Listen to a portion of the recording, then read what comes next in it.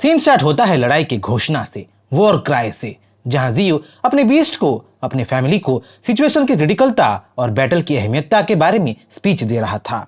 सुनो सब लोग, जिस लड़ाई से हम लोग बचना चाहते थे वो लड़ाई हमारे आंगन में आ गया है। उसको अब लड़ाई भी नहीं कहा जा सकता, अब तो वो एक लार्ज स्केल बैटल बन गया है, वॉर बन गया है। ये वॉर हम हार भी नहीं सकते, क्योंकि अगर हम हार गए तो हम सब लोग मारे जाएंगे। पर जीत भी अपने साथ दर्द लेके आएगा। इस जीत में शायद हम हमारे कई अपनों को खो दें, पर ह्यूमैनिटी को, इंक्लूडिंग इंसानों को हमें सबक सिखाना ही पड़ेगा, ताकि वो लोग मिस्टी माउंटेन में अपना पैर और कभी ना रखें।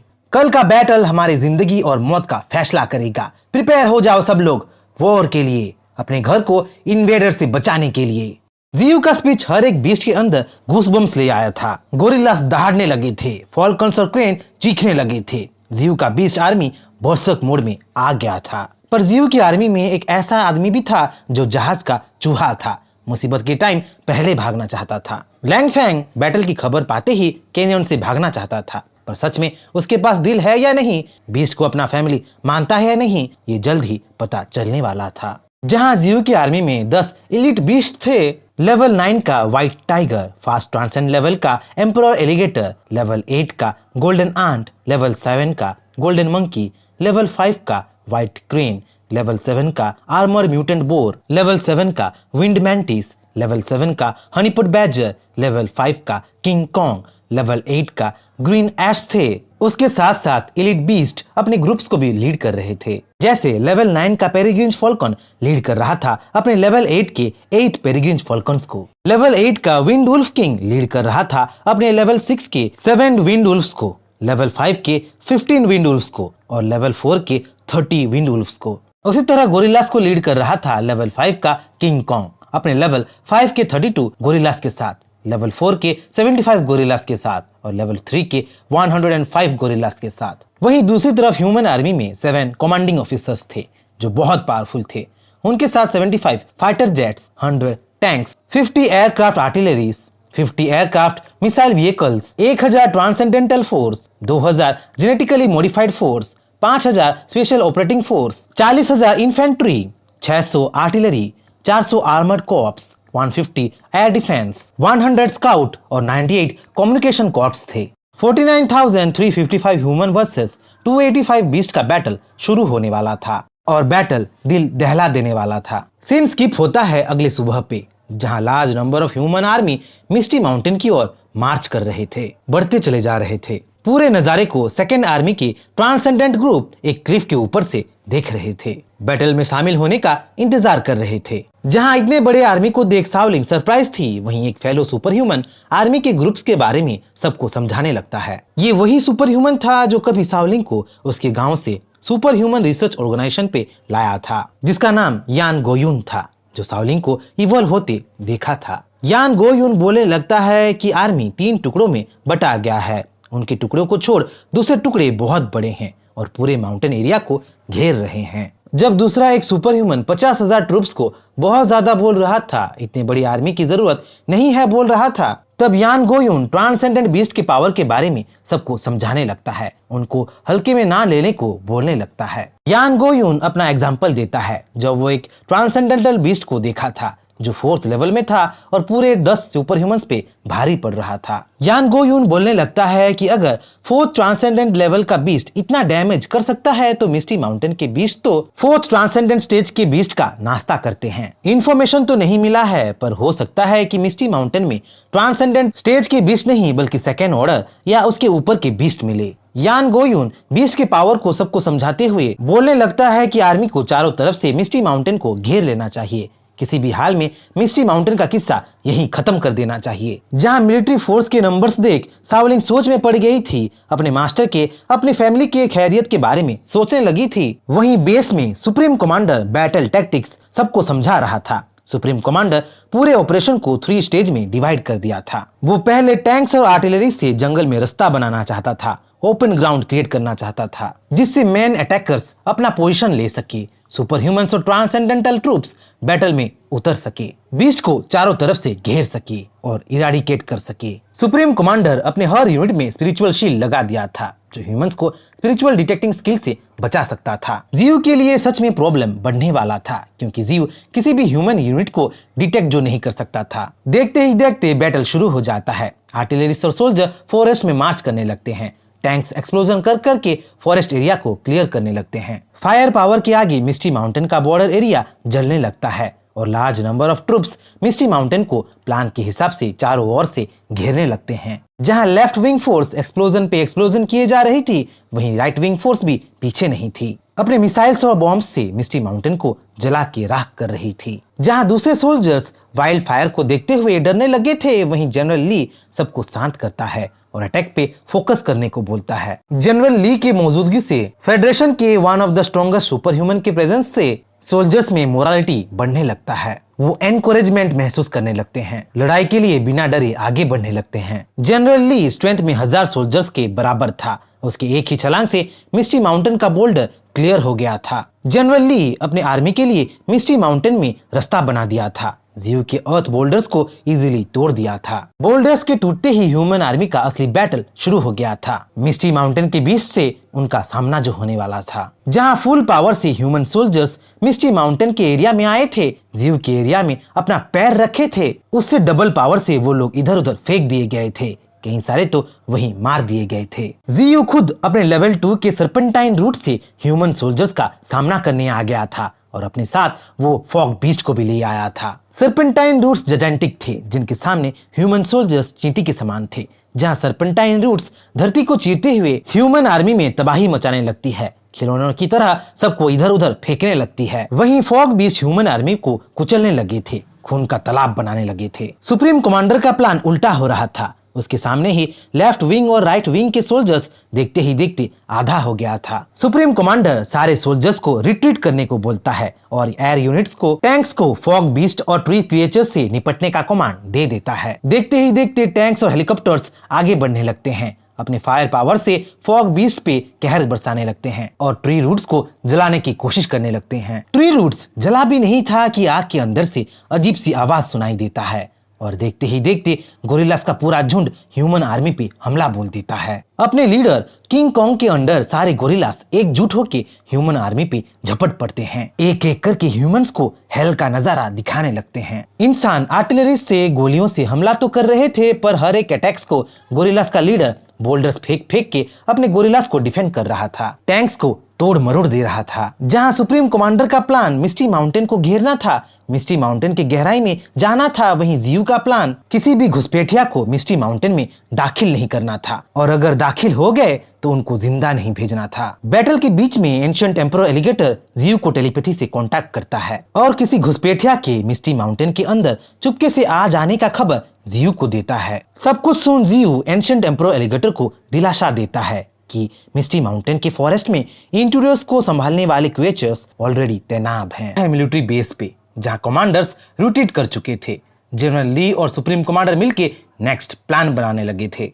सुप्रीम कमांडर बोल रहा था कि वहां 50,000 ट्रूप्स हैं, 100 टैंक्स हैं, 75 हेलीकॉप्टर्स हैं, 1000 ट्रांसेंडेंटल फोर्स हैं और 2000 जेनेटिकली मॉडिफाइड फोर्स हैं। उन सब के साथ साथ चाइना फेडरेशन के मोस्ट पावरफुल मिलिट्री सोल्जर्स भी हैं। पर उनका मेन टारगेट एम्परर क्रोकोडाइल नहीं है, बल्कि मिस्टी माउंटेन में छिपा मास्टरमाइंड है, जो छिप के पूरा खेल खेल रहा है। सुप्रीम कमांडर जनरल ली को बोलने लगता है कि प्लान थोड़ा चेंज करना पड़ेगा, क्योंकि ओरिजिनल प्लान जिसमें आर्मीज को पीछे रखा गया था, दूर से अटैक करने को बोला गया था, अब फेल हो गया था। अब फॉग बीस्ट सामने से अटैक कर रहे थे, फ्रंट लाइन पे हमला करने लगे थे, जैसे कि वो लोग ह्यूमंस की स्ट्रेटेजीज को समझ गए थे। सुप्रीम कमांडर के हिसाब से टाइम कम था, क्योंकि जल्द ही सेकेंड स्पिरिचुअल टाइड आने वाला था और बैटल से सुप्रीम कमांडर को यह भी पता चल गया था कि सारे बीस्ट का लीडर बहुत शातिर है और पावर लेवल में शायद फर्स्ट या सेकेंड ऑर्डर का है। सुप्रीम कमांडर सबको जल्दी से जल्दी अपने मूव्स चलने को बोलता है, क्योंकि वो और ज्यादा टाइम बर्बाद नहीं कर सकते थे, एनिमीज को वो इवॉल्व होने नहीं दे सकते थे।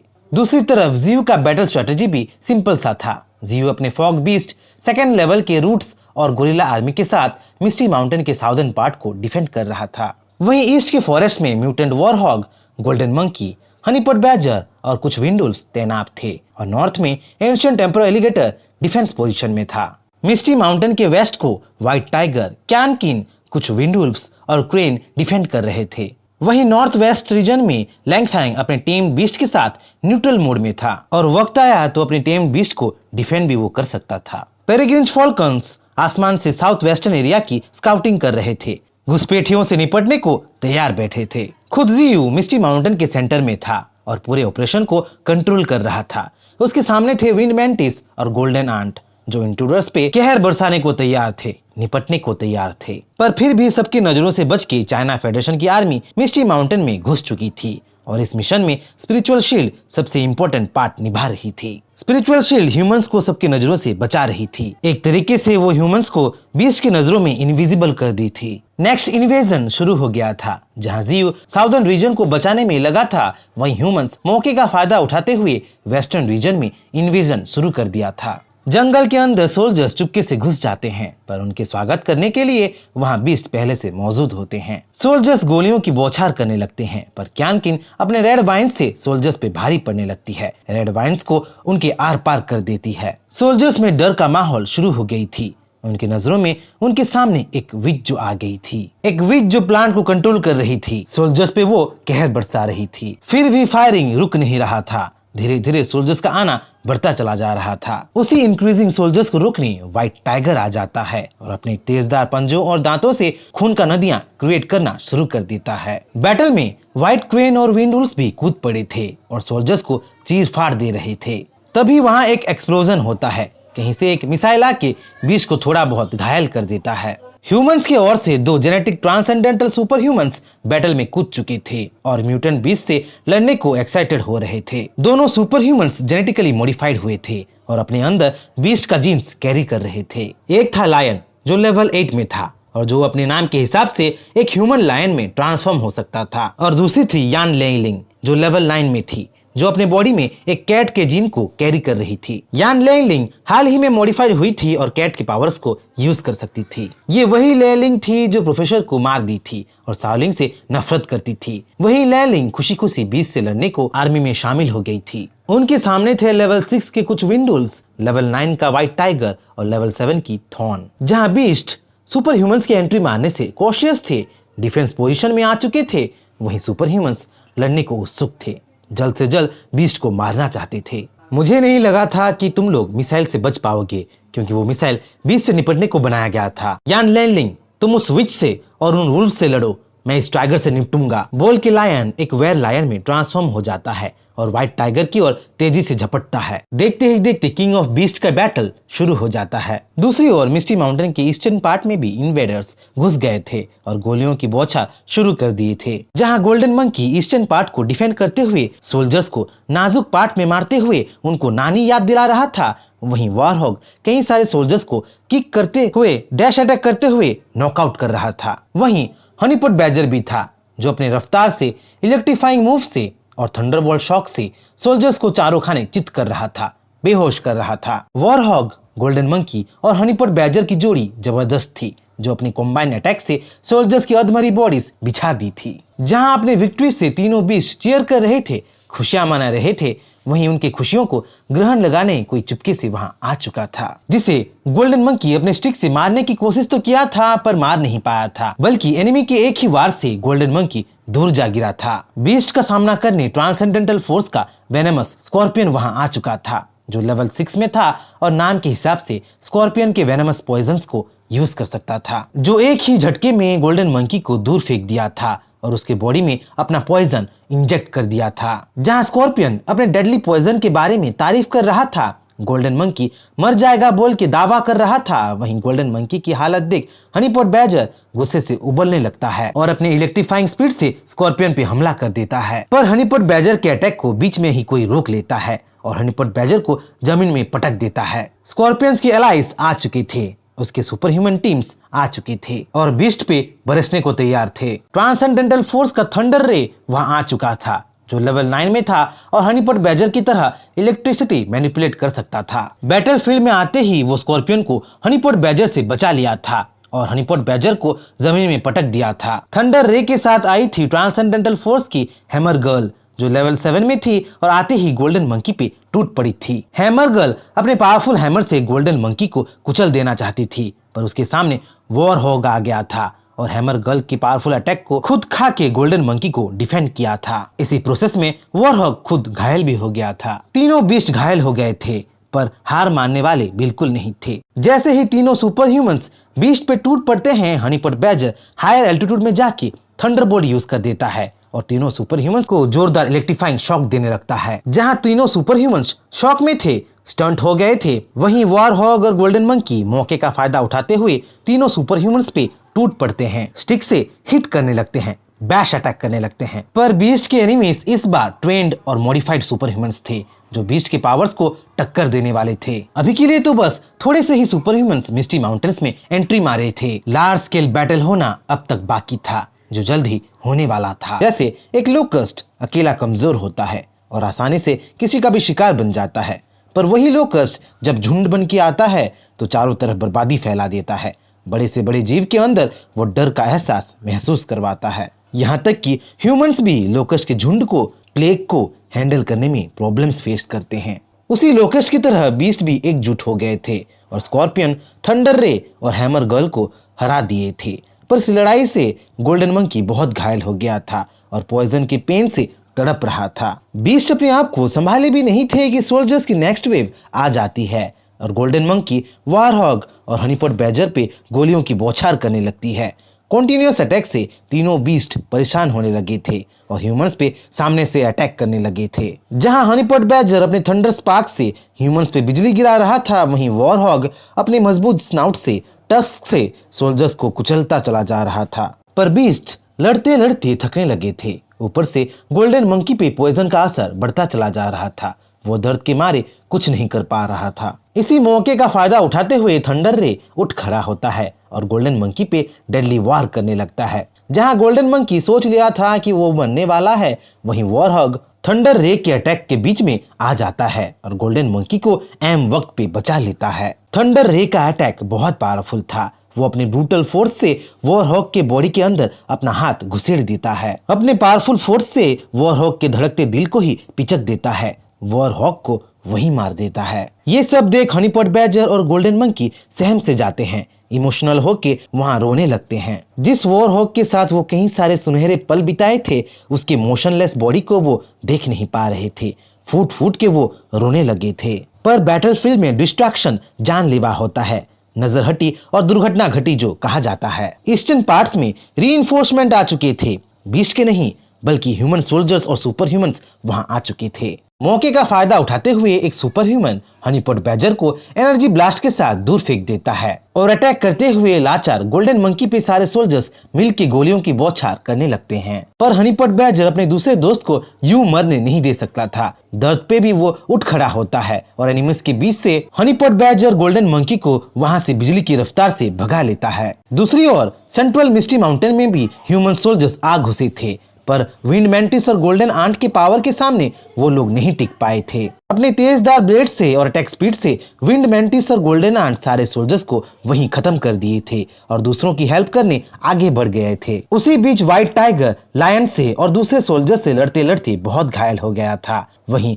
क्यानकिन भी टायर्ड हो गई थी, लड़ते लड़ते खून से लथपथ हो गई थी। बैटल इतना भयानक था कि कई सारे विंडुल्फ में से सिर्फ एक ही वेस्टर्न रीजन का विंडुल्फ बचा था। पर बीस्ट का मेहनत खाली नहीं गया था। लड़ते लड़ते बीस्ट हजारों सोल्जर्स को मार दिए थे। बस सुपर ह्यूमन सोल्जर्स और रिसेंटाइज सोल्जर्स ही बचे थे। जहां लायन और लैंगलिंग चारों बीस्ट से निपटने की तरकीबें सोच रहे थे, अकेले क्यानकिन को टारगेट करने की सोच रहे थे, वहीं कुछ ट्रांसेंडेंटल ह्यूमंस रीइंफोर्समेंट बन के वहां आ जाते हैं। उन्हीं सुपर ह्यूमंस के बीच था गुल्ला, जो जेनेटिकली ट्रांसेंडेंट हुआ था और अपीयरेंस से वो ड्रैकुला जैसा लग रहा था, जिसका लेवल अननोन था और जिसे देख दूर से ही क्यानकिन को गूज़बम्प्स आ रहा था। क्यानकिन गुल्ला को देख समझ गई थी कि वो सब लोग मिलके भी गुल्ला का मुकाबला नहीं कर सकते हैं। उनकी उम्मीद बस गॉट्री ही है। पर लक शायद बीस्ट की तरफ था, क्योंकि गुल्ला सारे सुपर ह्यूमंस को जल्दी से जल्दी बीस्ट से निपटने को बोल के वहां से चला गया था। सारे सुपर ह्यूमंस चारों बीस्ट पे टूट पड़ते हैं, घमासान लड़ाई करने लगते हैं। जहां व्हाइट टाइगर अपने पंजों से, अपने नुकीली दांतों से सुपर ह्यूमंस को मारता चला जा रहा था, चीर फाड़ दे रहा था, वहीं विंडवुल्फ और क्रेन भी पीछे नहीं थे। वो लोग भी सुपर ह्यूमंस को बार बार टक्कर दे रहे थे। वहीं क्यान किन भी थी, जो हार नहीं मान रही थी, अपने न्यू फैमिली को बचाने में पूरी कोशिश कर रही थी। अपने रेड वाइन से क्यान किन मल्टीपल सुपर ह्यूमंस पे कहर बरसा रही थी। बैटल घमासान चल रहा था। जहां बैटल में बीस्ट घायल हो रहे थे, कई सारे विंडवुल्फ मारे गए थे, वहीं कई सारे सुपर ह्यूमंस को भी वो अपने साथ आफ्टर लाइफ में ले गए थे। यहाँ तक कि लायन, जो व्हाइट टाइगर से लड़ रहा था, बैटल में अपना एक हाथ खो बैठा था। तभी लैनलिंग फ्लैश ग्रेनेड यूज कर देती है और सारे बीस्ट को थोड़े टाइम के लिए अंधा कर देती है। उसी मौके का फायदा उठाते हुए लैनलिंग क्यान किन पे जानलेवा वार कर देती है। दूसरी तरफ फ्रंट लाइन में भी एक्सप्लोसिव बैटल चल रहा था। ह्यूमन आर्मी लगातार मिसाइल्स और गोलियों की बौछार करता चला जा रहा था। वैसे ही जियू गोरिल्ला आर्मी को अपने रूट्स यूज करके एक्सप्लोजन से बचाता चला जा रहा था, गोरिल्लास को डिफेंड कर रहा था। जैसे ही एक्सप्लोजन रुकता, गोरिल्ला आर्मी अपने लीडर किंग कॉन्ग के कमांड से ह्यूमन आर्मी पे धावा बोल देते थे। वहीं बैटल में पेरिग्रिंज फॉल्कन्स भी आ चुके थे, जो अपने मार्क 7 के स्पीड से हेलीकॉप्टर्स और दूसरे एरियल व्हीकल्स को तोड़ते चले जा रहे थे, चकनाचूर कर दे रहे थे। जहां जियू अपने बीस्ट की मदद करने की पूरी कोशिश कर रहा था, अपने रूट से गोरिल्ला आर्मी को डिफेंड करता चला जा रहा था, वहीं स्पिरिचुअल शील्ड यूज करके चुपके से जियू के पास कोई बढ़ता चला जा रहा था। पहले से ही स्पिरिचुअल शील्ड जियू के गले का कांटा बना बैठा था। सारे ह्यूमंस को जियू के नजरों से छिपा जो रहा था, क्योंकि स्पिरिचुअल शील्ड यूज करके जनरल ली जियू के पास पहुंच गया था, तो बैटल अब आमने सामने होने वाला था। शिकारी कौन और शिकार कौन, जल्द ही पता चलने वाला था। Western part of misty mountain में भी हालत ठीक नहीं था, सिचुएशन क्रिटिकल हो रखा था। लैलिंग के अटैक से क्यान किन बहुत घायल हो गई थी। लैलिंग क्यान किन को सावलिंग की तरह ट्रीट करने लगी थी। लैलिंग क्यान किन को जल्द से जल्द मार डालना चाहती थी, क्योंकि क्यान किन लैलिंग को सावलिंग की याद दिला रही थी। यान लैलिंग क्यान किन को मार डालने वाली थी, पर अहम वक्त पे व्हाइट टाइगर वहां आ गया और क्यान किन को यान लैलिंग के चंगुल से बचा लिया। जाओ, गॉड ट्री के पास चली जाओ, बैटल डेंजरियस हो गया है, बहुत सारे सुपर ह्यूमंस आने लगे हैं, यहाँ रहोगी तो तुम मारी जाओगी। पहली बार व्हाइट टाइगर बात कर रहा था, कम्युनिकेट कर रहा था।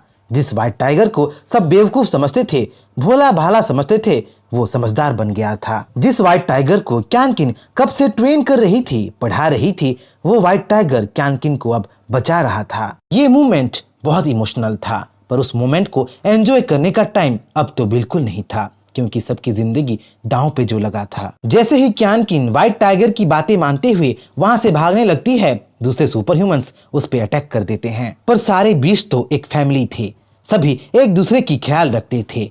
तुरंत आखिरी बचा विंडवुल्फ क्यान किन के डिफेंस में आ जाता है और अटैकिंग सुपर ह्यूमंस को वो कच्चा चबा देता है। वहीं व्हाइट क्रेन भी क्यान किन के डिफेंस में आ जाता है और गोलियों की बौछार खा के खुद छल्ली हो जाता है, खून की उल्टी करने लगता है। क्यान किन तो वहां से भाग जाती है, रोते रोते वहां से चली जाती है, पर उसके पीछे विंडवुल्फ और व्हाइट क्रेन इंसानों का टारगेट बन जाते हैं। कई सारे सुपर ह्यूमंस मिलके विंडवुल्फ और क्रेन को धर दबोचते हैं। वहीं व्हाइट टाइगर भी सुपर ह्यूमंस के बीच फंस गया था और दूसरे बीस्ट की मदद करने के लिए वो कुछ नहीं कर पा रहा था। लड़ाई एक अलग ही मोड़ लेने लगा था।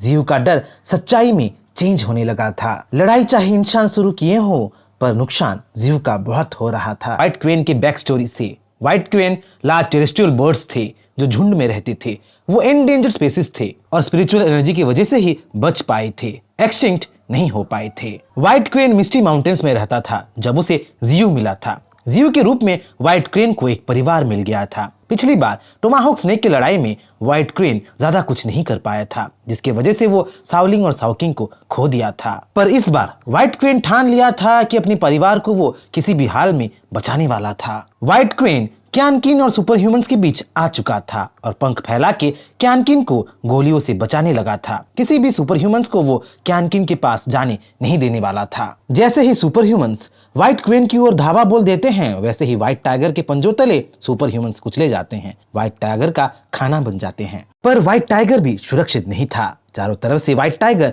सुपर ह्यूमन से घिर चुका था। वहीं गुल्ला भी फिर से आ चुका था और सुपर ह्यूमंस को कमांड दे रहा था। चारों तरफ से घिर के मुसीबत में पड़ के व्हाइट टाइगर को अपने मास्टर के कुछ सीख याद आते हैं। मास्टर जिसने कुछ अनमोल बातें व्हाइट टाइगर को सिखाए होते हैं, जो हिम्मत बन के व्हाइट टाइगर को सुपर ह्यूमन से लड़ने का प्रेरणा दे रहा था। मुसीबत के टाइम वो सीख काम आ रहा था। ताकत के पीछे भागना अच्छी बात है, पर हमेशा ताकत को ही इस्तेमाल करना जरूरी नहीं है। व्हाइट टाइगर, तुम बहुत पावरफुल हो और तुम ताकत के मामले में शायद किसी से भी ना हारो, पर हमेशा ताकत हमारे साथ नहीं रहता। एक टाइम ऐसा आता है जब तुम थक जाओगे, अपनी ताकतों को खो दोगे, तब तुम्हें दिमाग से काम लेना पड़ेगा। हमेशा हिम्मत बरकरार रखना पड़ेगा, क्योंकि असली किंग ऑफ बीस्ट वही होता है जो मुसीबत में भी अपनी रेस्पॉन्सिबिलिटीज को निभाता है, अपने परिवार को हर हालत में बचाता है। जियो के सिखाए वही लेसन्स व्हाइट टाइगर के कानों में गूंजने लगती है और व्हाइट टाइगर एक भयानक दहाड़ देता है और देखते ही देखते असली किंग ऑफ द बीस्ट उभर आता है। लड़ाई जबरदस्त था। अकेले ही व्हाइट टाइगर हजारों सोल्जर्स पे भारी पड़ रहा था। मैक्सिमम सोल्जर्स को व्हाइट टाइगर खत्म कर दिया था। लड़ाई से व्हाइट टाइगर मौत से जूझ चुका था और अकेले विक्टोरियस हो आया था, पर उस विक्ट्री का एक प्राइस भी था। व्हाइट टाइगर की आधी बॉडी जवाब दे चुका था, चमड़ी उधेड़ चुका था। वहीं विंड मैंटिस और गोल्डन आंट भी पहुंच चुके थे और अपने सामने ये भयानक नजारा देख रहे थे। व्हाइट टाइगर की ये हालत देख विंड मैंटिस इमोशनल हो गया था, रोने लगा था और गोल्डन आंट तो अपने प्यारे टाइगर की ये हालत देख रह नहीं पा रहा था, एनरेज हो गया था, गुस्से से जलने लगा था। दूसरी तरफ ईस्टर्न मिस्टी माउंटेन्स में हनीपॉट बैजर गोल्डन मंकी को भगाता फिर रहा था, बचाता फिर रहा था। सुपर ह्यूमंस भी हनीपॉट बैजर का पीछा करते जा रहे थे। मौका मिलते ही उनको मारने के लिए पूरी तरह प्रिपेयर थे, पर हनीपॉट बैजर ऐसा होने नहीं देने वाला था। वो किसी भी हाल में गोल्डन मंकी को बचाना जो चाहता था। अपनी जान की फिक्र ना करते हुए हनीपॉट बैजर सबके सामने आ जाता है और अपनी इलेक्ट्रीफाइंग स्पीड से एक सुपर ह्यूमन को वहीं मार देता है। हनीपॉट बैजर स्पॉटेड होते ही सुपर ह्यूमंस का टारगेट बन जाता है और सुपर ह्यूमंस के पंचेस और हैमर स्ट्राइक से वो जमीन पे जा गिरता है। घायल होके भी हनीपॉट बैजर हार नहीं मान रहा था। नेक्स्ट अटैक करने के लिए वो जमीन के अंदर जा घुसा था। जैसे ही हनीपॉट बैजर जमीन के अंदर से बाहर आता है और एक सुपर ह्यूमन को अपना टारगेट बनाता है, वैसे ही हनीपॉट बैजर थंडर रेक का शिकार बन जाता है। थंडर रेक के पंचेस पे पंचेस खा के खून की उल्टी करने लगता है। हनीपॉट बैजर अधमरी हालत में पहुंच चुका था, पर फिर भी थंडर रे का अटैक रुक नहीं रहा था। थंडर रे बहुत गुस्से में था और अपना सारा गुस्सा वो हनीपॉट बैजर पे ही उतार रहा था। वो हनीपॉट बैजर को मार मार के दूर फेंक देता है और आखिरी बार करने के लिए हनीपॉट बैजर की ओर अपने दोस्तों के साथ बढ़ने लगता है। हनीपॉट बैजर एक वाइल्ड बीस्ट था, पर पहली बार साउलिंग और साउकिंग के साथ वो बॉन्डिंग किया था, पर उनकी मुसीबत के टाइम हनीपॉट बैजर ज्यादा कुछ नहीं कर पाया था। टोमाहाउक स्नेक को वो मार नहीं पाया था। उन्हीं साउलिंग और साउकिंग को याद करते हुए हनीपॉट बैजर सुपर ह्यूमंस को उसे एक साथ अटैक करने का इंतजार करता है और जैसे ही टाइम आता है हनीपॉट बैजर चुराए हुए ग्रेनेड को डेटोनेट कर देता है और अपने साथ साथ हैमर गर्ल और दूसरे सुपर ह्यूमंस को एक्सप्लोजन के साथ खत्म कर देता है। एक्सप्लोजन के बाद हनीपॉट बैजर एक एम्प्टी स्पेस में साउलिंग को मिलता है और मिलते ही रोते रोते उसे हक कर देता है। हनीपॉट बैजर बरसों के बाद अपनी पहली दोस्त से मिलता है और खुशी खुशी उसके साथ इन्फिनिटी की ओर चलने लगता है। एक्सप्लोजन से गोल्डन मंकी बाहर आ गया था और अपनी जिगरी दोस्त के मोशनलेस बॉडी को देख टूट के बिखर गया था। इमोशन इतना उभर गया था कि गोल्डन मंकी रो के भी रो नहीं पा रहा था। क्या क्या कोई है? मदद करो मेरी, मुझे कुछ दिख नहीं रहा है। मुझे एक बार दिख जाने दो, उस हनीपॉट बैजर को जिंदा जला दूंगा, उसकी खाल उधेड़ दूंगा। थंडर रे अब भी जिंदा था और हनीपॉट बैजर को वो दर्दनाक मौत देने की बात कर रहा था। उसकी ऐसी बातें सुन गोल्डन मंकी भड़क जाता है और अपनी स्टिक से मार मार के थंडर रे को खून के आंसू रुलाने लगता है। थंडर रे मार खा के माफी मांगने लगता है। मैं तुम लोगों को छोड़ दूंगा, मुझे माफ कर दो बोल के गिड़गिड़ाने लगता है, पर गोल्डन मंकी उसकी बात कहाँ सुनने वाला था। गोल्डन मंकी थंडर रे को मार मार के उसे हेल का रास्ता दिखा दिया था। थंडर रे को मार के गोल्डन मंकी थक चुका था, बहुत बुरी हालत में पहुंच चुका था। ऊपर से पॉइजन उसे अंदर ही अंदर गला रहा था। ऐसी हालत में भी गोल्डन मंकी अपने दोस्तों का साथ नहीं छोड़ता। हनीपॉट बैजर के बॉडी को उठा के वो वॉर हॉक के पास रख देता है और अपने सुनहरे पलों को वो याद करने लगता है। हनीपॉट बैजर, वॉर हॉक और गोल्डन मंकी एक अनोखी सी टीम बना लिए थे और एक साथ वो टाइम बिता के बहुत खुश थे। उसी अनमोल पलों को याद करते करते गोल्डन मंकी मुस्कुराने लगता है और मुस्कुराते मुस्कुराते अपना दम वहीं तोड़ देता है। फाइटर ट्रियो का कहानी शायद वहीं खत्म हो जाता है। दूसरी तरफ क्यान किन जियू के पास भाग रही थी। अपने दोस्तों की वजह से जो चांस उसे मिला था उसे वो बर्बाद नहीं करना चाहती थी। तभी उसके पीछे से एक आवाज सुनाई देता है, शायद कोई उसका पीछा कर रहा होता है।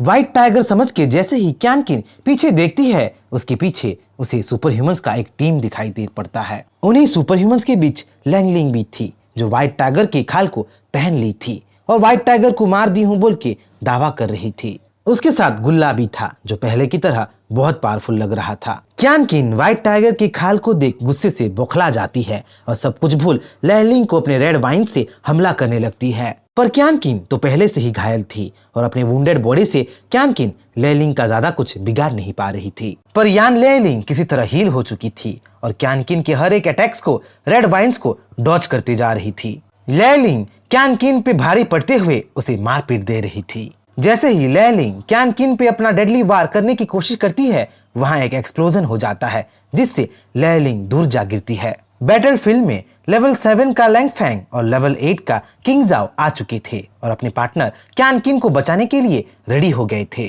जहां इंसानों को बीस्ट की तरफ से लड़ते देख लैंगलिंग कंफ्यूज हो रही थी, वहीं गुल्ला द ड्रैकुला लैंग फैंग और किंग जाओ से लड़ने को आगे बढ़ता है और अपना वैम्पायरिक ऑरा एक्टिवेट कर देता है। दूसरी तरफ मिस्टी माउंटेन्स के सेंटर में जनरल ली और जियू आमने सामने थे। जनरल ली जियू को देखते ही समझ चुका था कि जियू ही मिस्टी माउंटेन का एक्चुअल बॉस है। उसी ने ही सारे बीस्ट को डिप्लॉय किया है, उसी ने ही फॉग बीस्ट को बनाया है। जियू भी सब कुछ एडमिट कर लेता है और जनरल ली को मिस्टी माउंटेन में दखल ना देने को बोलता है। ये इंसानों का दुनिया है, तुम बीस्ट का इंसानों की दुनिया में कोई जगह नहीं है। तुम लोगों को जल्दी से जल्दी खत्म ना किया गया तो तुम लोग हमें शांति से रहने नहीं दोगे, हम लोग शांति से रह नहीं पाएंगे। जैसे ही जियू जनरल ली के मुंह से ह्यूमन सुप्रीमेसी के बारे में सुनता है, जियू भड़क पड़ता है। तुम्हारी दुनिया, तुम्हारी हिम्मत कैसे हुई इस दुनिया को इंसानों की दुनिया बोलने की? हम बीस्ट मिस्टी माउंटेन्स में शांति से रह रहे थे। मिस्टी माउंटेन्स में तुम लोग आए, मेरे परिवार को तुम लोग मारे। बैटल की शुरुआत चाहे तुम लोगों ने किया हो, पर खत्म हम लोग करेंगे। जनरल ली सेकंड ट्रांसेंडेंट लेवल का सुपर ह्यूमन था, जो फेडरेशन का one of the strongest human था, जिसकी उम्र 27 साल था और एबिलिटीज में इनेट विजडम की अल्केमी और स्वॉर्ड मैनिपुलेशन था। जनरल ली को अपने एबिलिटीज पे पूरा भरोसा था और उसी भरोसे से जनरल ली अपना स्वॉर्ड उठाता है और जियू पे अटैक कर देता है। जिस जनरल ली कई सारे बैटल्स जीता था, अपने स्वॉर्ड से न जाने कितने बीस्ट को वो खत्म कर दिया था, उसी जनरल ली का स्वॉर्ड जियू के रूट से टकरा के चूर चूर हो गया था। पहली बार जनरल ली के सामने कोई ऐसा आ गया था जिसके पावर लेवल को वो माप नहीं पाया था। शायद अपने स्किल्स पे जनरल ली कुछ ज्यादा ही भरोसा कर दिया था, ओवर कॉन्फिडेंस हो गया था। देखते ही देखते जनरल ली पे जियू अपने सरपंटाइन रूट्स को कस देता है और जनरल ली को लाचार कर देता है। दूसरी तरफ ancient temporo alligator northern lake से मूव करने लगा था और बैटलफील्ड की ओर आने लगा था। ट्रांसेंडेंटल लेवल के बीस्ट और ह्यूमंस का बैटल जल्द ही शुरू होने वाला था। शायद बैटल एक भयानक रूप लेने वाला था ह्यूमन बेस के कैंपस से, जहां सुप्रीम कमांडर होलोग्राफिक प्रोजेक्शन से पूरे फेडरेशन से बातचीत कर रहा था। वो उनको कैनियन के कुछ साल पहले की और रिसेंट लिए गए तस्वीरों की डिफरेंस समझा रहा था। कुछ साल पहले स्पिरिचुअल टाइड के आने से पहले कैनियन ग्रीनरी से भरा हुआ था, म्यूटेशन का दूर दूर तक नामो निशान नहीं था। पर रिसेंट पिक्चर्स में कैनियन कोहरे से भरा हुआ था और उसी कोहरे से भरे कैनियन में last time ancient temporo alligator track हुआ था। शायद एलिगेटर वहीं कहीं अपना बसेरा बांधा था। सुप्रीम कमांडर बोलने लगता है कि जो बातचीत वो लोग किए थे, जिस रिजल्ट पे वो लोग पहुंचे थे, वो सब शायद गलत था। मिस्टी माउंटेन का मास्टर कोई इंसान नहीं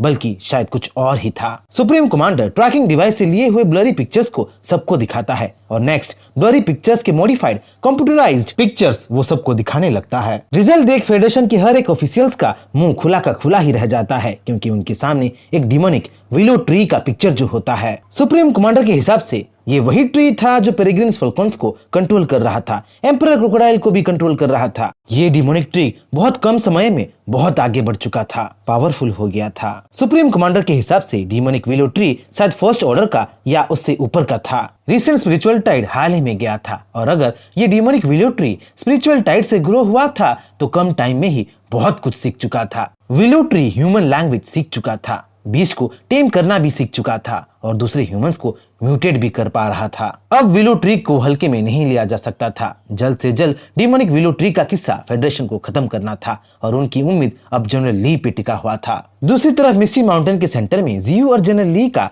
बैटल चल रहा था, जहां जनरल ली के अटैक्स जियू पे बेअसर हो रहे थे। जनरल ली के स्ट्रॉन्गेस्ट स्वॉर्ड अटैक्स जियू के सामने टूट के बिखर रहे थे। वहीं जियू के लेवल 2 के रूट से जनरल ली कसता चला जा रहा था। रूट्स के पंचेस से जनरल ली दूर जा गिर रहा था। जियू के सामने जनरल ली बस एक तिनका जैसा लग रहा था, जिसे आसानी से जियू मसल के रख सकता था। जियू अपने रूट्स को पैना कर देता है और तलवार जैसे जनरल ली के गर्दन पे रूट्स रख जनरल ली को धमकाने लगता है। अब भी लगता है तुम मेरे सामने जीत पाओगे? जो इंसान थोड़ी देर पहले अपने स्किल्स पे घमंड कर रहा था, अब देखो मेरे सामने घुटनों में है। मुझे कोई शौक नहीं है कोई बैटल शुरू करने की, वार शुरू करने की। तुम लोग यहाँ से अगर चुपचाप निकल जाओ, रिट्रीट कर लो, तो हम लड़ाई रोक सकते हैं और मेरे बीच तुम लोगों की सिटीज पे, ह्यूमन टेरिटरी पे कभी नहीं जाएंगे। जियू की बातें सुन जनरल ली हंसने लगता है। तुम्हें क्या लगता है मैं तुम बीस्ट की बातों को मान जाऊंगा? तुम्हारे बातों में मैं फंस जाऊंगा? बोल के जियू को जनरल ली जवाब देने लगता है। तुम्हें शायद पता नहीं है, पर हमारे सोल्जर्स के पास आइसोलेशन डिवाइस है जो एक्टिवेट होने पे कुछ मीटर्स के दायरे में स्पिरिचुअल पावर्स को शट डाउन कर सकते हैं, तुम्हारे बीस्ट को कमजोर कर सकते हैं। तुम्हारे बीस्ट अपने फुल पावर को यूज नहीं कर सकते और मुझे अभी अभी खबर मिला है कि तुम्हारे ज्यादातर बीस्ट तो मारे जा चुके हैं। चाहे वो हनीपॉट बैजर हो या व्हाइट टाइगर हो, कोई भी जिंदा नहीं बचेगा। सबका कब्र यहीं इसी मिस्टी माउंटेन में बनेगा। बस तुम अकेले ही बच गए हो। हम चाहे तुम्हारे सामने चींटी जैसे हों, पर करोड़ों चींटी मिलके एक हाथी को जरूर मार सकते हैं। तुम भी नहीं बचोगे, बोल के जनरल ली हंसने लगता है। जियू सब कुछ सुन आग बबूला हो रहा था। वो अब एक खतरनाक सिनिस्टर ओरा निकालने लगा था। जियू चाहे अपने बीस्ट को स्पिरिचुअल शील्ड की वजह से महसूस नहीं कर पा रहा था, पर वो अपने फैमिली को यूं मरने नहीं देने वाला था। मुझे अच्छी तरह पता है कि लड़ाई में सैक्रिफाइसेस होते हैं, मेरी तरफ भी हुए हैं, पर इसका मतलब ये नहीं कि हम लोग मौत से डरते हैं। ये दुनिया सबका है। तुम लोगों की हिम्मत कैसे हुई इस दुनिया को अपना बोलने की, इंसानों का बोलने की? तुम लोग हमसे नफरत करो या हमको गलत समझो, हमें कोई फर्क नहीं पड़ता। ना ही तुम लोगों की परमिशन की हमें जरूरत है। तुम लोग चाहे मेरे बीस्ट को, मेरे परिवार को मार दिए हो, पर जब तक मैं जिंदा हूँ, जब तक तुम लोग मुझे नहीं मार देते, मैं अपना बदला लूंगा। चाहे तुम लोगों ने वार स्टार्ट किए हो, पर मैं पूरे ह्यूमैनिटी को ही खत्म कर दूंगा। जहां जियू अपने परिवार के डेथ की खबर सुन के फुल बैटल मोड में आ चुका था, अपने टोमाहॉक स्नेक जैसे सर्पेंटाइन रूट्स को अनलीश करने वाला था, वहीं दूसरी तरफ पेरेग्रिन फॉल्कन्स बैलिस्टिक मिसाइल्स की तरह मार्क 5 की स्पीड से एरियल आर्टिलरीज को तबाह कर रहे थे। हर एक डिस्ट्रक्शन के साथ अपनी स्पीड को बढ़ाते चले जा रहे थे, पर ग्राउंड में बैटल उल्टा चल रहा था। जियू की ह्यूमन स्क्वाड गुल्ला द ड्रैकुला से हार रहा था। किंग जा और लैंगफेंग गुल्ला से पूरी तरह हार चुके थे और सुपर ह्यूमंस किंग कॉन्ग को भी मारते चले जा रहे थे। क्यान किन को गुल्ला से बचाने के लिए तभी गोल्डन आंट विंड मैंटिस के साथ वहां पहुंच चुका था और सुपर ह्यूमंस के बीच अफरा तफरी मचा रहा था। पर गुल्ला तो बहुत पावरफुल था। अपने डार्क शील्ड से वो गोल्डन आंट के अटैक्स को रोक लिया था। जहां गुल्ला एक दूसरे इंटेलिजेंट पावरफुल बीस्ट को देख सरप्राइज था, वहीं विंड मैंटिस दूसरे सुपर ह्यूमंस को एक एक करके काट के रख रहा था। कुछ दिनों के अंदर गोल्डन आंट और विंड मैंटिस के रिश्ते में भी कुछ डेवलपमेंट हुआ था। अब विंड मैंटिस गोल्डन आंट को अपना दोस्त मानने लगा था, उसकी चिंता करने लगा था। उसी चिंता में विंड मैंटिस गोल्डन आंट को गुल्ला से संभल के रहने को बोल रहा था, पर गोल्डन आंट पे तो गुस्से का भूत सवार था। वो किसी भी ह्यूमन को, खासकर लेइलिंग को तो वहां से जिंदा भेजने वाला बिल्कुल नहीं था। सिचुएशन देख यान लेइलिंग वहां से भागने वाली थी, पर गोल्डन आंट उसे भागने कहां देने वाला था। जैसे ही गोल्डन आंट लेइलिंग पे झपटता है, वैसे ही गुल्ला का वो शिकार बन जाता है। गुल्ला के स्वॉर्ड जैसे कैप से घायल होके दूर जा गिरता है। गोल्डन आंट को मार खाते देख विंड मैंटिस कैसे चुप रहता। विंड मैंटिस अपने साइथ जैसे आर्म से गुल्ला पे अटैक तो करता है, पर गुल्ला मल्टीपल वैम्पायरिक बैट्स में बदल के विंड मैंटिस के अटैक्स को डॉज कर देता है और उल्टा विंड मैंटिस को मल्टीपल बैट के फॉर्म में घायल कर देता है। उसके एक आर्म को ही तोड़ के रख देता है। घायल होके भी गोल्डन आंट और विंड मैंटिस हार नहीं मानते। गोल्डन आंट अपने जोरदार स्पीड से गुल्ला पे अटैक कर देता है। गोल्डन आंट इतना स्पीड पकड़ चुका था कि विंड मैंटिस को गोल्डन आंट के मूव्स दिख भी नहीं रहा था, पर गुल्ला गोल्डन आंट से भी एक कदम आगे था। वो गोल्डन आंट के हर एक अटैक को इजीली डॉज करता चला जा रहा था। यहाँ तक कि गोल्डन आंट के अल्टीमेट मूव ब्लेड डांस को भी गुल्ला इजीली ब्लॉक कर दिया था। ऊपर से गोल्डन आंट को अपने डार्क क्लोक से अटैक कर दिया था। अपने डार्क क्लोक को गुल्ला गोल्डन आंट के आर पार कर दिया था। तभी गुल्ला को किंग जाओ पीछे से पकड़ देता है और लैंग फेंग को गुल्ला पे जानलेवा हमला करने को बोलता है। लैंग फेंग अपने स्वॉर्ड को गुल्ला के अंदर घुसेड़ने की कोशिश तो करता है, पर एम वक्त पे गुल्ला मल्टीपल वैम्पायरिक बैट्स में फिर से ट्रांसफॉर्म हो जाता है और लैंग फेंग के अटैक से बच निकलता है। पर क्यान किन गुल्ला के मूव्स को जानने लगी थी, क्योंकि इंट्यूएशन पहले से ही क्यान किन की स्किल जो थी। क्यान किन मल्टीपल बैट्स में से असली गुल्ला को पहचान ली थी और सबको लाल आंखों वाले बैट पे हमला करने को इंस्ट्रक्ट भी कर दी थी। बैट को पहचान के विंड मैंटिस गुल्ला पे पीछे से हमला कर देता है और पहली बार गुल्ला एक्चुअल डैमेज किसी से खाता है। डैमेज खा के गुल्ला दूर जा गिरा था और अपने ओपोनेंट को हल्के में ना लेने का लेसन वो लर्न कर लिया था। गुल्ला उठा भी नहीं था कि गोल्डन आंट उस पे फिर से क्रिटिकल स्ट्राइक करने की कोशिश करता है, पर अटैक करने से पहले ही वो फेल हो जाता है। गुल्ला अब शैडो इम्पैक्ट यूज कर दिया था और एक साथ सभी को जानलेवा डार्क एनर्जी से इम्पेल कर दिया था। जहां किंग जाओ बेहोश हो गया था, वहीं विंड मैंटिस गुल्ला के अटैक से दो टुकड़ों में बट गया था। गुल्ला गोल्डन आंट की पावर को समझ चुका था और जल्दी ही वो अगर गोल्डन आंट को खत्म ना करता तो मुसीबत में पड़ने वाला था और ये बात उसका दिमाग चीख चीख के बोल रहा था। गुल्ला अपने हाथों को एक स्वॉर्ड में ट्रांसफॉर्म कर देता है और हाई स्पीड से गोल्डन आंट को वो मारने को भागता है, पर एम वक्त पे क्यान किन गुल्ला और गोल्डन आंट के बीच आ जाती है। क्यान किन खुद गुल्ला के डेडली अटैक खा के गोल्डन आंट को बचा लेती है। गुल्ला का डार्क स्वॉर्ड क्यान किन के आर पार जा चुकी थी। क्यान किन की एनर्जी को वो ऑब्जर्व करने लगी थी। अब क्यान किन का बचना लगभग नामुमकिन हो गई थी। आखिरी पलों में क्यान किन मुस्कुराने लगती है और मैंने अपना फर्ज निभा लिया ब्रदर, मैंने तुमको बचा लिया बोल के क्यान किन वहीं अपना दम तोड़ लेती है। रोने की कोई जरूरत नहीं है, अभी तुम गई हो, बाद में मैं सबको तुम्हारे पीछे आफ्टर लाइफ में भेजने वाला हूँ। म्यूटेंट गर्ल तो बस शुरुआत ही थी, मैं तुम सबको एक एक करके अपना आहार बनाने वाला हूँ। तुम्हें मार के तुम्हारे ब्लड से मैं पूरी तरह रिकवर होने वाला हूँ। गुल्ला की बात खत्म हुई भी नहीं थी कि लैंग फेंग अपने म्यूल रैट्स को अंडरग्राउंड केव से बुला देता है और गुल्ला पे एक साथ हमला कर देता है। सिचुएशन बहुत क्रिटिकल था, लड़ाई जीतने का कोई उम्मीद नहीं था। सिचुएशन देख अपने आधे शरीर से विंड मैंटिस गोल्डन आंट को सलाह देने लगता है और उधर से सबको छोड़ उसके साथ भाग जाने को बोलता है। तभी जंगल के अंदर से जोरदार दहाड़ सुनाई देता है, लगता है कोई जजेंटिक बीस्ट उनकी ओर बढ़ रहा होता है। गुल्ला अगर ट्रांसेंडेंट लेवल का सुपर ह्यूमन था तो दूसरे ट्रांसेंडेंटल लेवल के बीच से उसका मुकाबले का टाइम आ चुका था। बैक स्टोरी जिसे गोल्डन आंट याद कर रहा था, अपने करोड़ों सेक्रीफाइस्ड हुए आंट्स को याद कर रहा था। गोल्डन आंट याद कर रहा था कैसे उसके फेलो आंट्स ह्यूमन के हाथों मारे गए थे और वो कुछ नहीं कर पाया था, पर वो इस बार ऐसा होने नहीं देने वाला था। आखिरी सांसों तक अपनी फैमिली को बचाने के लिए वो लड़ने वाला था।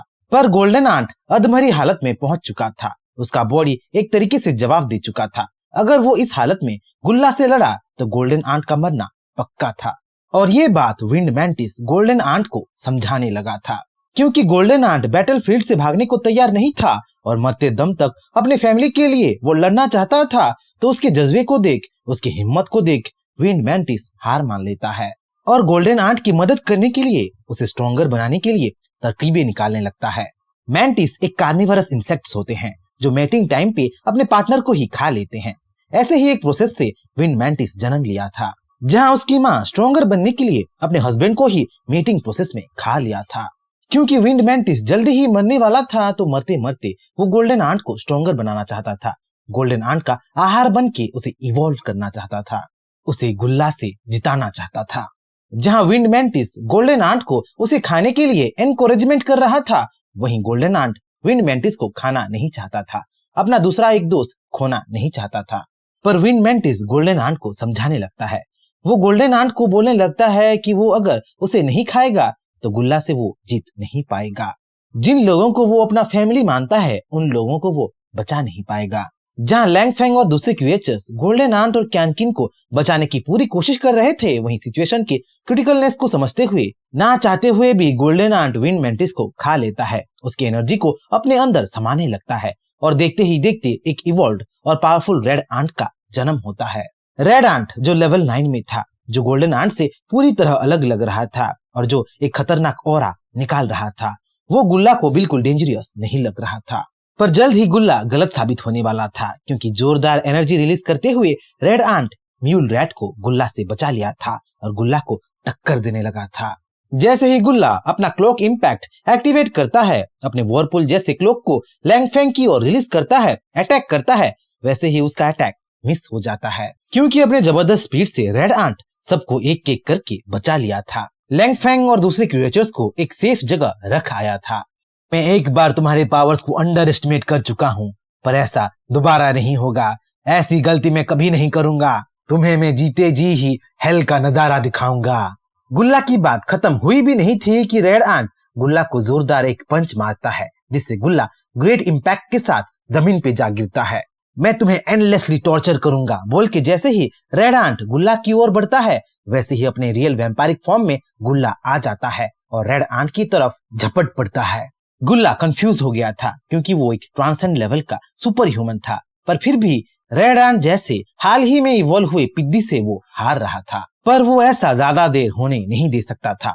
बैटल मोड में आके गुल्ला रेड आंट को खत्म करने को तैयार हो गया था। गुल्ला अपने हाथों को 1000 स्पाइक्स में कवर कर देता है और उनको टेंटाकल्स जैसे बना के रेड आंट पे कंटिन्यूअसली हमला करने लगता है। पर रेड आंट बहुत पावरफुल हो गया था, क्योंकि उसमें सिर्फ उसका ही नहीं बल्कि विंड मेंटिस का भी पावर कॉम्बाइन हो गया था। रेड आंट इजीली सारे अटैक्स को डॉज कर देता है और इन रिटर्न गुल्ला को ही तमाचे पे तमाचा मारने लगता है। वो इतना तेज बन चुका था कि गुल्ला रेड आंट के स्ट्राइक से बच नहीं पा रहा था। गुल्ला रेड आंट से मार पे मार खाया जा रहा था। तभी गुल्ला अपने वैम्पायरिक बैट्स को समन करता है और उन सबको एक स्पीयर में ट्रांसफॉर्म करके रेड आंट पे फेंक देता है। ये वही अटैक था जिससे गुल्ला कई सारे बैटल्स जीता था। अपने एनिमीज के लाइफ एनर्जी को वो ड्रेन कर लेता था, पर वही अटैक रेड आंट पे नाकाम हो रहा था।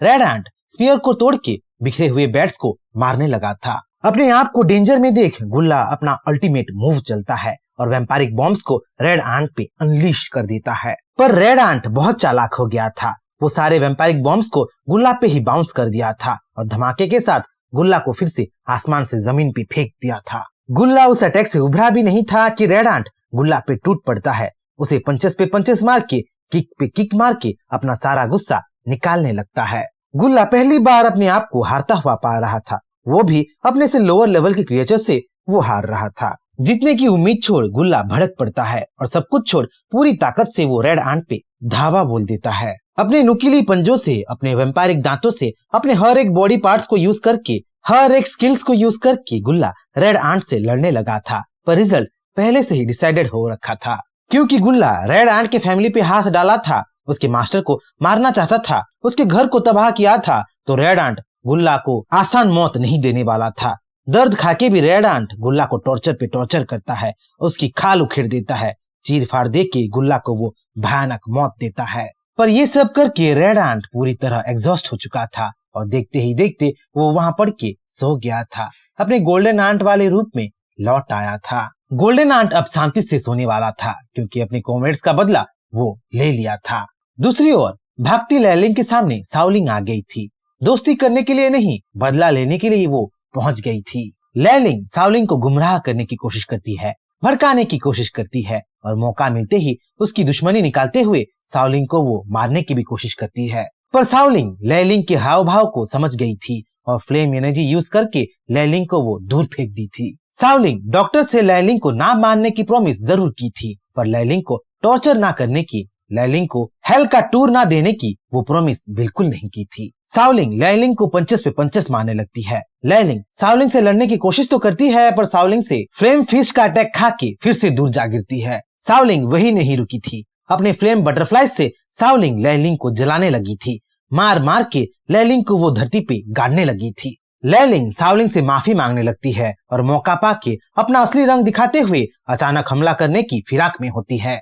पर शाओलिंग लैलिंग के हाथों में स्वॉर्ड फ्लेम घुसा के उसको टॉर्चर पे टॉर्चर करने लगती है और बाद में लैलिंग को वो विंड वुल्फ्स का खाना बनाने के लिए उनके सामने वो छोड़ देती है और होता भी वैसा ही है। विंड वुल्फ्स देखते ही देखते लैलिंग को चीर फाड़ देते हैं, उसको बेरहमी से चबाने लगते हैं, उसको जिंदा ही खाने लगते हैं। शाओलिंग से जो अपने मास्टर के पास जल्द से जल्द जाना चाहती थी, पर जा नहीं पा रही थी। शाओलिंग लैलिंग को मार तो दी थी, पर पता नहीं क्यों अपनी बॉडी में वो बहुत पेन महसूस कर रही थी, पावरलेस महसूस कर रही थी। शायद इंसानों का स्पिरिचुअल बैरियर टूल सच में काम में आ रही थी। वहीं मिस्टी माउंटेन के साउदर्न कॉर्नर में बैटल आमने सामने चल रहा था। गोरिल्लास धावा बोल रहे थे, इंसानों पे अटैक करते जा रहे थे। वहीं ह्यूमंस भी पीछे नहीं थे। आर्टिलरीज की बॉम्बार्डमेंट कर करके ह्यूमंस गोरिल्ला के बीच आतंक मचा रहे थे। फॉल्कन्स और फॉग बीस्ट भी लगातार लड़ते चले जा रहे थे, पर लगातार लड़ाई से हाई स्पीड फॉल्कन्स की रफ्तार थोड़ी थोड़ी कम होने लगे थे। पहले की तरह फॉल्कन्स अब सुपर फास्ट नहीं रहे थे। मौके का फायदा उठाते हुए सुप्रीम कमांडर फॉल्कन्स पे टूट पड़ने का कमांड दे दिया था। आर्टिलरीज और सुपर ह्यूमन के पावर से सुप्रीम कमांडर फॉल्कन्स को धर दबोचने लगा था। पर इंसानों का सबसे बड़ा प्रॉब्लम ट्री रूट्स थे, जो हार मानने का नाम नहीं ले रहे थे। डैमेज खा के चुटकियों में हील हो रहे थे। अपने पावर से बीस्ट को वो डिफेंड करते जा रहे थे। ह्यूमंस ज्यादातर फॉल्कन्स को तो हरा दिए थे, और फॉल्कन्स का लीडर अब भी आसमान में पंख फैलाए उड़ रहा था और आसमान से धावा बोल के आर्टिलरीज को तबाह कर दिया था। तभी ह्यूमन सोल्जर्स के पीछे मिसाइल ट्रक ब्लास्ट हो जाता है और धमाके के अंदर से मुंह खोल के एंशिएंट एम्परर एलिगेटर आ जाता है। एंशिएंट एम्परर एलिगेटर बहुत गुस्से में था और अपने जेजेंटिक बॉडी और स्पीड से कई सारे सोल्जर्स को एक साथ कच्चा चबाता जा रहा था। एंशिएंट एम्परर एलिगेटर के बैटल फील्ड में आते ही उसका ट्रांसमिशन स्पिरिचुअल मॉनिटरिंग ब्यूरो के पास पहुंच चुका था, जहां खोए हुए एलिगेटर को फिर से पाके स्पिरिचुअल मॉनिटरिंग ब्यूरो का स्टाफ खुश हो रहा था। इस बार एलिगेटर को खत्म कर देने का प्लान बनाने लगा था। एंशिएंट एम्परर एलिगेटर दहाड़ने लगता है, सोनिक ब्लेड यूज करके सामने के सोल्जर्स को काट के रख देता है। और ये सब देख सुप्रीम कमांडर चिंता में पड़ गया था, क्योंकि इसके लिए सुप्रीम कमांडर प्रिपेयर जो नहीं हुआ था। क्योंकि सोल्जर्स को मारते मारते ancient emperor alligator supreme commander के कैंप की ओर ही बढ़ रहा था, तो सुप्रीम कमांडर एयर फोर्स को पैरालाइजिंग बॉम्ब यूज करने का कमांड दे देता है। पिछली बार की तरह वो एलिगेटर को जमाने की फ्रीज करने की कोशिश करने लगता है। कमांड पा के सारे सोल्जर्स पीछे हट जाते हैं और एयर फोर्स को एलिगेटर को हैंडल करने को छोड़ देते हैं।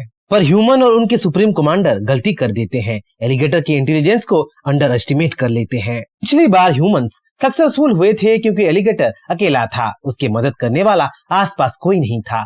पर ह्यूमंस अभी भूल चुके थे कि इस बार एलिगेटर उनके इलाके में नहीं बल्कि एलिगेटर के इलाके में वो लोग थे, और एलिगेटर को वो लोग इजीली इस बार फ्रीज नहीं कर सकते थे। जैसे ही हेलीकॉप्टर और फाइटर जेट्स एलिगेटर पे मिसाइल की बॉम्बार्डमेंट करने लगते हैं, उस पे फ्रीजिंग मिसाइल लॉन्च करने की कोशिश करने लगते हैं, वैसे ही एंशिएंट एम्परर एलिगेटर अपने मास्टर को बुला लेता है और देखते ही देखते बाजी पलट जाता है। एंशिएंट एम्परर एलिगेटर को डिफेंड करने ट्री रूट्स आ चुकी थी और अटैकिंग हेलीकॉप्टर्स और जेट प्लेन्स को मच्छर की तरह मारने लगे थे। सिर्फ एयर यूनिट से नहीं, जमीन के टैंक्स भी जीव के गुस्से से नहीं बच पाए थे और सर्पेंटाइन रूट्स की चपेट में आके टैंक्स चकनाचूर हो गए थे। उसी धमाके के बीच ancient emperor alligator supreme commander को देख चुका था और उसकी ओर सुपर स्पीड से आने लगा था। क्या इस सब के पीछे तुम ही हो? तुम्हें ही मार दूंगा तो लड़ाई यहीं खत्म हो जाएगा, बोल के एंशिएंट एम्परर एलिगेटर मुंह खोल के सुप्रीम कमांडर को चबा देने की कोशिश करता है। पर तभी वहां ब्लास्ट होने लगते हैं। बाकी के एयर यूनिट्स और टैंक सुप्रीम कमांडर के बचाव में आ चुके होते हैं। सीन शिफ्ट होता है चाइना फेडरेशन में, जहां एक मिसाइल प्रिपेयर किया गया था जो ह्यूमैनिटी का लास्ट रिजोर्ट था, और अगर जनरल ली मिस्टी माउंटेन में हार गया तो मिसाइल मिस्टी माउंटेन को एलिमिनेट करने को, डिस्ट्रॉय करने को रेडी किया गया था। दूसरी तरफ मिस्टी माउंटेन के सेंटर में जियू और जनरल ली के बीच लड़ाई जोर शोर से चल रहा था। दोनों में से कोई भी हार मानने को तैयार नहीं था। तुम मुझे नहीं हरा सकते इंसान, बोल के जहां जियू जनरल ली को धमकाते चला जा रहा था, वहीं तुम्हें लगता है मैं हार जाऊंगा? क्या तुम्हें मैं ऐसा इंसान दिखता हूँ जो इतनी जल्दी हार मानता है? अरे बीस्ट, अभी तो लड़ाई शुरू भी नहीं हुई है, बोल के जनरल ली पीछे हटने का नाम नहीं ले रहा था। जनरल ली की बातें सुन जियू फुल पावर में आ जाता है और अपना असली पावर दिखाने को वो सोच लेता है। जैसे ही जियू फुल बैटल मोड में आता है, धरती कांपने लगती है, स्टोन पिलर्स बनने लगते हैं, जियू के ब्रांचेस और लीव्स लहराने लगते हैं और ट्रेमेंडस एनर्जी निकालते हुए जियू एक ईवल सा स्माइल देने लगता है। ऐसी एनर्जी जनरल ली अपने लाइफ में कभी महसूस नहीं किया था और अपने करंट स्टेट में वो विलो ट्री के सामने बस एक चींटी की तरह ही था। पर जनरल ली के पास अब भी एक ट्रम्प कार्ड बाकी था। वो अपने साथ कुछ स्पिरिचुअल और एक्सपेरिमेंटल पिल लेके आया था, जिससे जनरल ली विलो ट्री का सामना कर सकता था। नॉर्मली जनरल ली उस पिल को कभी नहीं खाता, पर अगर वो विलो ट्री को ना रोका, यही उसको खत्म नहीं किया, तो ह्यूमैनिटी बर्बाद हो सकता था और ये रिस्क जनरल ली नहीं ले सकता था। जैसे ही जनरल ली पिल को खाता है, वो पूरी तरह चेंज हो जाता है। उसकी आंखें लिजर्ड जैसे बन जाते हैं, उसका बॉडी डार्कन हो जाता है। जनरल ली देखते ही देखते थर्ड ट्रांसेंडेंट लेवल में पहुंच जाता है। जहां जियू का स्पिरिचुअल वैल्यू 4,90,000 था, वहीं जनरल ली का स्पिरिचुअल वैल्यू 6,80,000 का हो चुका था। और दोनों का असली बैटल अब शुरू हुआ था। जीयू अर्थ स्पाइक एक्टिवेट कर देता है और कई मीटर तक धरती को कांटों में तब्दील कर देता है। वहीं अर्थ स्पाइक को डॉज करते हुए जनरल ली जीयू के पास पहुंच जाता है और लाइट स्पीयर निकाल के जीयू पे हमला कर देता है। जीयू ये भाग चुका था और अपने लीफ स्टॉर्म से लाइट स्पीयर को वो ब्लॉक कर दिया था। उन दोनों के बैटल से इतना एनर्जी निकल रहा था कि आसपास के स्टोन बोल्डर्स टूट के बिखर रहा था। तूफान आने लगा था। जैसे ही फिर से जनरल ली जीयू पे अपने लाइट स्पीयर से हमला करता है, वैसे ही जीयू उसे अपने ब्रांचेस से ब्लॉक करता है और अर्थ एलिमेंट यूज करके जनरल ली को पंच मार के दूर फेंक देता है। पर फिर भी जनरल ली हार नहीं माना था। अपने की एनर्जी यूज करके जनरल ली 10,000 एनर्जी सोर्स निकालता है और सारे सोर्स को जीयू पे अनलीश कर देता है। जनरल ली के ये अटैक भी बेकार हो गया था क्योंकि जीयू अपने रूट से बोल्डर्स को तोड़ दिया था और उनसे एक गदा बना के जनरल ली के सोर्स को रोक लिया था। जीयू उतने में ही नहीं रुका था। उसी स्टोन गदा से जीयू जनरल ली को मार मार के जमीन में पटक दिया था। जितना जनरल ली जीयू के रूट्स को काट रहा था, उतने ही जीयू अपने रूट्स को इंस्टेंटली रीजनरेट कर रहा था। कभी ब्रांचेस से तो कभी लीफ ब्लेड से जीयू जनरल ली को खून की उल्टी करवा रहा था। लड़ते लड़ते जनरल ली विलो ट्री के पावर्स को समझने लगा था।